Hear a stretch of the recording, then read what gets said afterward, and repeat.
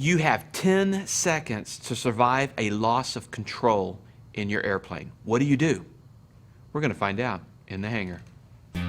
I used to be a well-respected member of the aviation community, and then I started flying to Cirrus, and that changed. Oh, that was great until the engine quit. And all of a sudden I see these explosions and these trees exploding. I'm walking away a better pilot because of this discussion.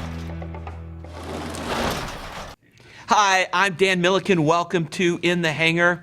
You can find me at off.taking. We're going to be talking about loss of control. So joining me today is Randy Brooks from Aviation Performance Solutions. Randy, thank you so much for being here with us. Good to be here, Dan. Randy, we've had a chance to fly together. I've been blown away by your professionalism and your skills. And I'm so happy to have you on the show to talk about loss of control. With that, tell me a little bit about your background and how you got into this. Sure. Well, I was fortunate enough to learn to fly in gliders first. I didn't realize at the time that that would provide a great foundation for the work that I was going to do, but it did. Got involved in aerobatics, got a degree in aerospace engineering, was teaching aerobatics by the time I graduated from college, ran off to join the circus, in this case the flying circus, which was the Red Baron Squadron, who I flew with for a period of off and on about 15 years, and flew with another airshow team. So I ended up flying professionally as an airshow performer for about 10 years, and then I became a corporate pilot. And so I had the upside down experience, the right side up experience, and when Eclipse Aviation came along, they were looking for somebody to put together an upset recovery training program for their customer pilots and company pilots. And so I was able to put those skills together and create a program for them in the L-39 Albatross that I taught out in Albuquerque, New Mexico for about 3 years. When the doors closed there with the bankruptcy of Eclipse, I went to work for a simulator engineering and manufacturing company for about 3 years. And about that time, 2009, there were 2 crashes that were pretty high visibility. A lot of your viewers will be familiar with Air France 447, right. Sustained stall accident over the South Atlantic, and another one here in the United States, outside of Buffalo, New York, which also involved inappropriate recovery from a stall. And so this had a lot of people looking at how we did stall recovery. And I got involved through a working group that was associated with the Royal Aeronautical Society for about a period of about 3 years, and that's how I met the folks at APS and became an instructor for them. But what we found in looking at this, we looked at all of the ways to mitigate the loss of control in flight threat, which, as you said, is the leading cause of fatalities in every sector of aviation, from flight training, corporate, military, airlines, and in fact, in airline aviation, it has gotten significantly worse in terms of the percentage of fatalities. The total numbers have actually declined somewhat in the 10 years of total number of fatalities, but as a percentage of the fatalities, loss of control in flight has gone from 32.8%, which is still pretty bad, right? That's almost a third. A third, yeah. It's now 49.4%, nearly half. And with what's gone on recently, when some of the accident results, 737 MAX, exactly, then it's probably going to be above 50% for the first time. And so what this tells us, Dan, is we have never been better at training pilots in the normal envelope. But when pilots depart the normal envelope, where civil licensing is bounded by, they are lost. And we are not preparing them well enough in what to do. And so the 6 to 10 seconds that you mentioned as we were opening comes from a combined Boeing and NASA study of 6 different actual loss of control in flight accidents, where they measured from the time that 2 of 5 parameters that they had really good data from a flight data recorder were exceeded to the time when the envelope of the aircraft, whether it was speed or G or attitude, were exceeded. And generally, 6 to 10 seconds is how much time that you have. Now, the problem is that there are 4 flawed assumptions that we make about training that do not apply when it comes to upsets. First of all, we assume that we're not going to leave the normal envelope. You know, aircraft are certified within a certain envelope, and we assume that they're going to stay there. And in loss of control in flight, you don't have that guarantee. They can sometimes leave those boundaries of level flight where we normally fly. The second is that we assume that normal licensing training, the skills that we provide pilots as private, commercial, or airline transport pilots, are going to be enough to deal with a departure from the normal envelope, and they are not, because there are certain things, skills, and knowledge that are required in those cases. Third is that we assume that a pilot that has never been there, okay, we have no requirement from the FAA regulations for a pilot to ever go beyond 60 degrees of bank, and in fact, they will fail the check ride if they do. Right. And yet, there's nothing in the laws of aerodynamics that mean that the aircraft can't be knocked there by a thunderstorm or a systems failure or something else.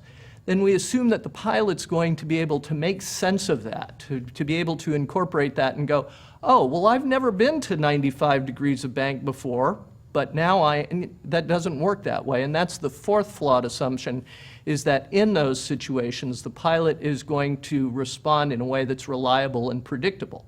And it's kind of funny to me, you know, we don't assume that our aircraft is going to act perfectly. I like redundancy. I like multiple electrical buses. I like twin engines. But for some reason, with pilots, we assume that prevention only, the ability to try and stop a stall from happening or stop the aircraft from exceeding the attitude limits that we normally fly in, is going to work. And it doesn't. And when pilots end up in those places, they're not going to figure out something that is counterintuitive in 6 to 10 seconds. But there's good news, is because we have been staring at this since 2009 when those two accidents happened, and we've identified the type of training that's required. And obviously it comes from aerobatic training, all attitude, all envelope training. But we've managed, you know, we're probably in generation 3 or 4 or 5 of this now, in how to make it more efficient and more transferable so that we can provide training that is going to be useful to any fixed-wing aircraft that a pilot is going to fly throughout their career if it's done in the correct way.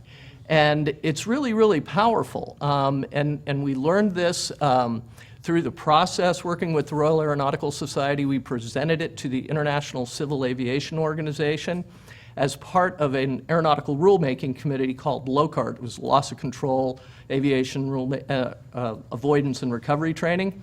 And what's interesting, that was an FAA rulemaking committee, and when they looked at all of the evidence and all of the data, their recommendation, and this will be surprising to most US pilots, is they said every pilot should have upset prevention and recovery training prior to commercial licensing.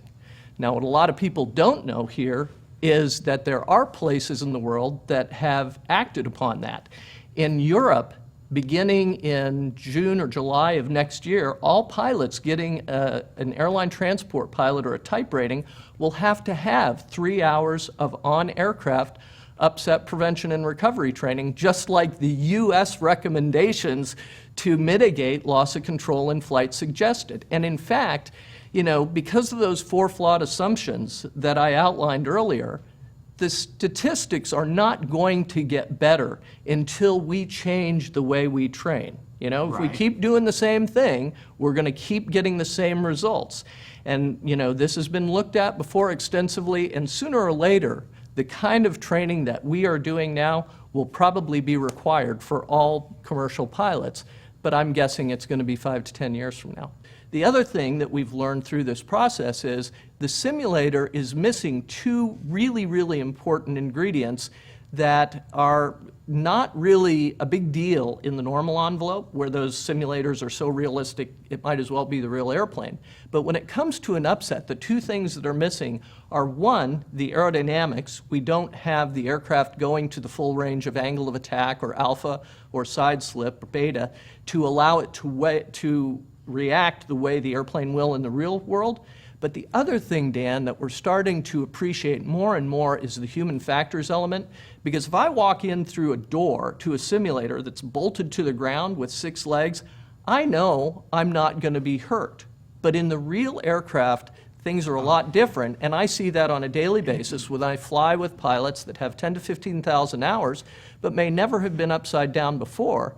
And yet, in the period of about 4 flights over 2.5 to 3 days, we can reprogram their natural normal responses from flying in the normal envelope into what are appropriate responses in the upset domain through a very structured methodology that we've created over time.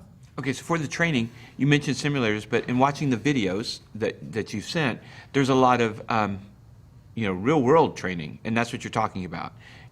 So they do some simulator, and then they go out with you. Just the other way around, actually. Okay. Our company has 7 extra 300s and 2 Sciamark Heady S-211 jet aircraft. Okay. And so we have 2 here at the Arlington, Texas location, the operation that I manage. And so we will provide that on-aircraft training first to fill in those gaps in aerodynamic understanding and human factors that are not... So then they're going to really feel it for, oh my gosh. When they go to the simulator, then they can't unlearn, right? That experience that they had in the aircraft, so they take that with them. Yeah, they take that human experience from the real thing into the simulator. And so now the simulator becomes more real, except that they've got a roof over their head, slower control response, and heavier control forces.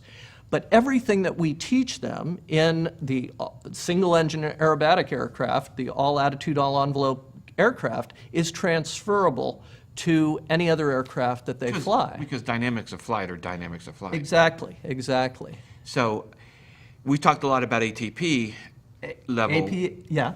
What about the guy that just got his private pilot's license? You know, that is certainly the biggest killer in general aviation, and it's even more disproportionate there. So that just nigh of 50% in the ATP world, it's even higher. It is. As we You go can down. take, when you take all of the different things that kill pilots, you can take loss of control in flight and then add up the next 5 or 6 or 7 things, and they still don't equal loss of control in flight. So things like fires in flight, engine failures. So here we're mid-air always collisions. drilling for fire. We're always drilling for engine outs, and they're just a And those are big problems, but they aren't anywhere near the big Loss of problem control that in we flight. have. And it's because we've convinced ourselves that, hey, the system that we've got is already just fine. We just need to do it a little bit better around the edges. No. We've convinced ourselves that I'm a great pilot, I've passed my check ride, I don't need to do anything else. Loss of control is not an issue, it's going to be an engine out that puts me down. You tell me what pilot Yeah, what pilot's gonna say, yeah, I'm going to lose control. It doesn't work that No. way.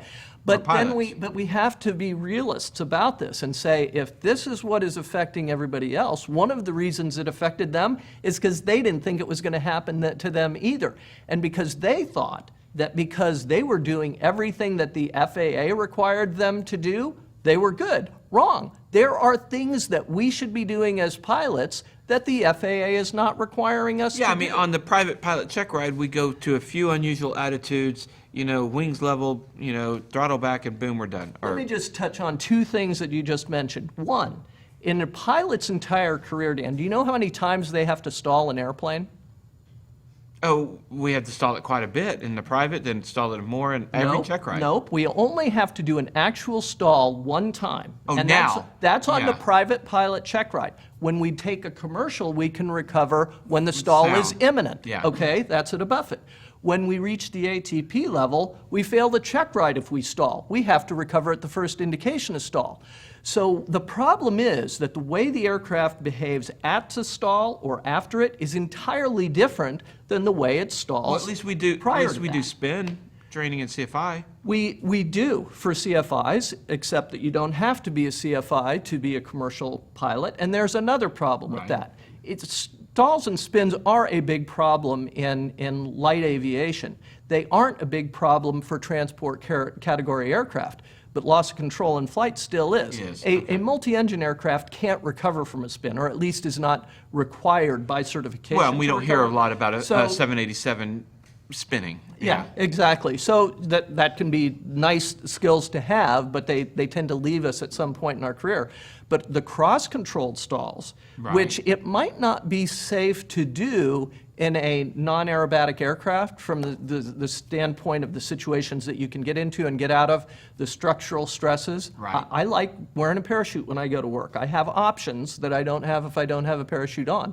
So, you know, there are things that really any pilot that is responsible for other people's lives should probably be doing to make sure that they can deal with anything that they could face. Okay, so the pilot, let's talk about private pilot and up to maybe commercial pilot.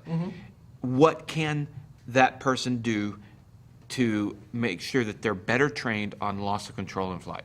They should all be exposed to those types of situations that the aircraft can get into that they could find themselves in. We would think if we applied the same rules. So not just an unusual attitude, we're talking impossible attitude. We're talking upside down. We're talking about the kinds of places that the aircraft could go in a cross-controlled stall, in a wake vortex encounter, Right. in a severe turbulence encounter, those types of things. And let's just talk a little bit about the difference between aerobatics, which is good. It's Right. precision maneuvering in all attitudes. The difference between that and upset prevention recovery training is that aerobatics is precision maneuvering with a known outcome. Upset prevention and recovery training is non-precision maneuvering for an unexpected outcome. I don't care exactly which way. I mean, I want to basically get from outside of the envelope back into the center of the envelope Right. in a safe and effective manner. But it's not about precision, it's about safety.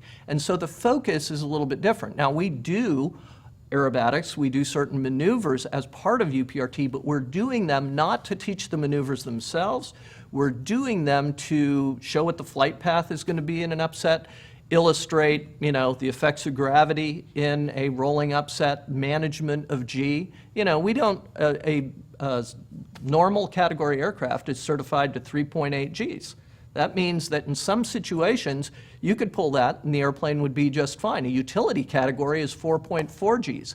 But the most that a pilot is going to experience from civil licensing is 2 Gs if they do a level flight 60-degree bank turn.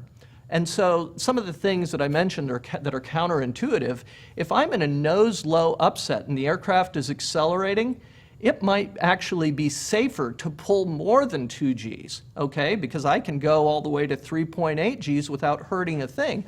That would be better than exceeding the red line. But a pilot that has never pulled more than 2 Gs is likely to just pull 2 Gs right on past the red line, where flutter could be a problem. So Right. that's just one example of the counterintuitive sort of nature that pilots can see in upsets. Okay, so back to it, the private to commercial pilot that's out there, you know, just having fun doing this, what can they do? They can't do it in their normal class plane by themselves.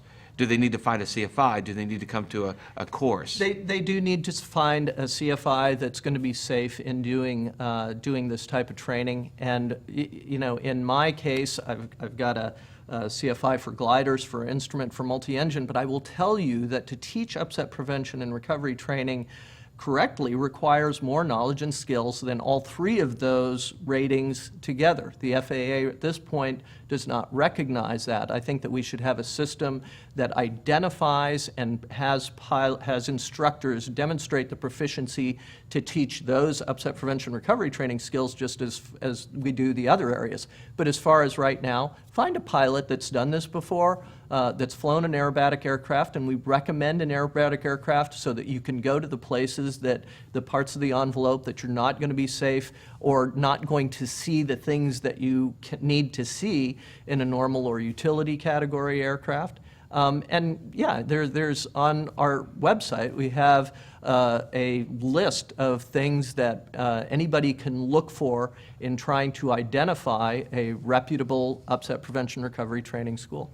All right, and so we'll put the website up there, Aviation Performance Solutions .com, and they can certainly check that out. I think it's very important that we get better trained, because this is an eye-opener for me. I've always thought, loss of control isn't the issue, it's an engine out. That's what I always focus on. And this shines a whole new world. One last thing, Dan, is that you need to know that as serious a subject as this is and as important as it is, it's also a heck of a lot of fun. Oh, heck yeah. And pilots are, we've never had a pilot walk away from this training that hasn't said, wow, that is some really powerful stuff. You told me some stuff that nobody else has told me. Thank you very much. And they walk away being a better pilot, and we feel good about that.